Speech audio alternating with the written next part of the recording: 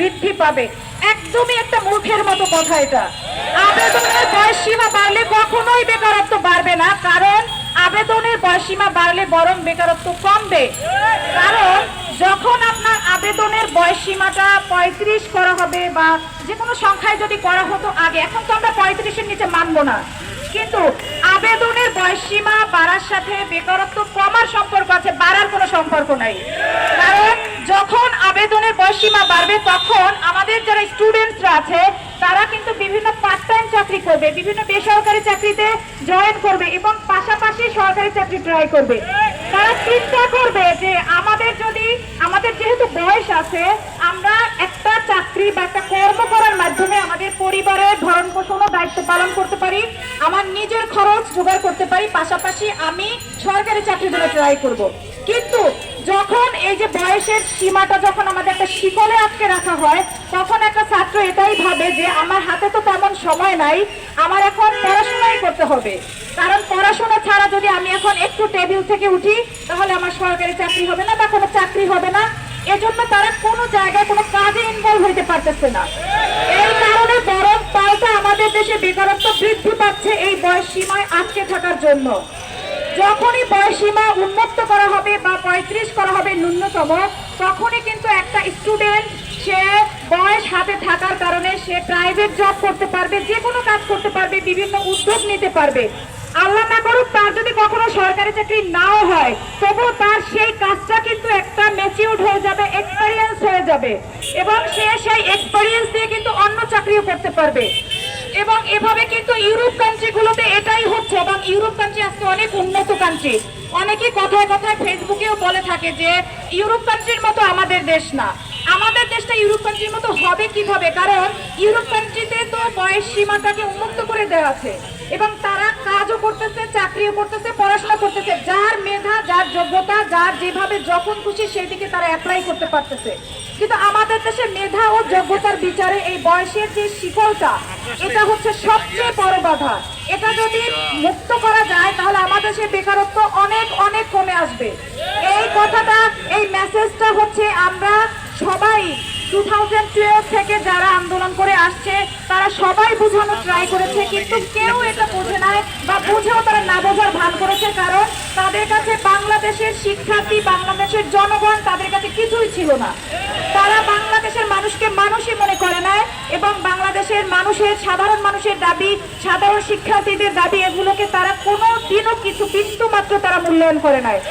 তো আমি আশা করবো বর্তমান যারা সরকার আছে তাদের সাথে এক কাঁধে কাঁধ মিলিয়ে, হাতে হাত মিলিয়ে কিন্তু এই বাংলাদেশের ছাত্র সমাজরা তাদের বৈষম্য বিরোধী আন্দোলনে সহায়তা করেছে এবং আন্দোলন সফল হয়েছে। এবং বর্তমান যারা সরকার প্রধান আছেন তারা অবশ্যই সেই মাননীয় শেখ হাসিনার মতো না যে যিনি বুঝবেন না ব্যাপারগুলো, যারা বুঝবেন না তারা অবশ্যই এটা বুঝবেন। এবং আমরা দাবি করব অতি সত্বর চাকরিতে আবেদনের বয়সসীমা ন্যূনতম 35 করতে হবে, ন্যূনতম 35 করতে হবে। এর নিচে ছাত্র সমাজ এই দাবি কিছুতেই, মানে তার আগে ছাত্র সমাজ মাঠ ছাড়বে না, কিছুতেই মাঠ ছাড়বে না। এই আন্দোলন চলছিল, চলবে, কিন্তু এই আন্দোলন আর দীর্ঘদিন চলতে দেওয়া যাবে না। এই আন্দোলন 2012 থেকে আজ পর্যন্ত 12-13 বছর পর্যন্ত চলতেছে। কারণ হচ্ছে যে আরেকটা কথা আমি বলি যে এই আন্দোলনটা যখন যাদের প্রয়োজন তখন তারা এসেছে, না হয় এই আন্দোলনটা কিন্তু এত বছর চলতো না। যার বয়স যখন শেষ হয়েছে সে তখনই আন্দোলনকে সমর্থন করেছে, যে যখন বয়সের ক্রাইসিসে পড়েছে তখন সে এসেছে। তাই আমি বলবো সবাই একসাথে চলে আসেন, সবাই, যাতে আমাদের এই আন্দোলনটা আর যেন দীর্ঘায়িত না হয়। 2 বছর পর আবার যেন মনে না হয় যে এই আমার তো এখন বয়স দরকার, আমার এখন যাওয়া উচিত, বা 1 বছর পর যেন এটা মনে না হয়। একবারে সবাই দলে দলে মাঠে নেমে আসেন, একবারে সবাই দাবির কথা জানান, সবাই একবারে আসেন। কার বয়স শেষ হয়েছে, কার বয়স শেষ হয় নাই, কার 35 হলেও লাভ নাই, কার কি, এরকম না ভাই।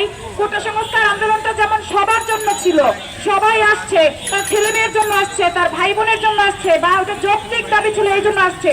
আপনার নিজের প্রয়োজনের কথা বাদ দিয়ে আপনি এই দেশের কথা ভেবে, আপনার ছোট ছোট ভাই বোনদের কথা ভেবে, শিক্ষার্থীদের কথা ভেবে, যাতে এই বয়সের শিকলটা মুক্ত হয়ে যায়, মেধা যোগ্যতা প্রমাণের জন্য যেন বয়সের এই শিকলটা আর যেন স্টে না করে বাংলাদেশে। এজন্য যারা আছেন, যাদের কোনো দরকারই নেই বয়স, তারাও চলে আসেন। যেভাবে কোটা সংস্কারে নেমে আসছিলেন, আপনার সন্তানই ভুক্তভোগী হবে, ভবিষ্যতে আপনার সন্তান ভুক্তভোগী হবে যদি এই আন্দোলনটা এখন সফল না হয়। আর ছাত্র দাবির জন্য আসলে ওই রকমের রক্তারক্তি আন্দোলন করতে হবে, এটা শেখ হাসিনার একটা রীতি ছিল। শেখ হাসিনা চাইতো যে ছাত্রছাত্রীদের দাবি মানে অনেক বড় বিক্ষোভ হতে হবে, একদম রক্তে রক্তাক্ত হতে হবে, শহীদ হতে হবে, গণহত্যা হতে হবে, এটা ছিল তার ট্র্যাডিশন। আশা করছি বর্তমান সরকারের এই ট্র্যাডিশন থাকবে না, যে এখানে অনেক অসংখ্য গণহত্যা হতে হবে, অনেক শহীদ হতে হবে, তারপর ছাত্রদের এই যৌক্তিক দাবি মানতে হবে। তারপরও যদি তারা চায়, তাও আমরা দেখাই দিতে পারবো।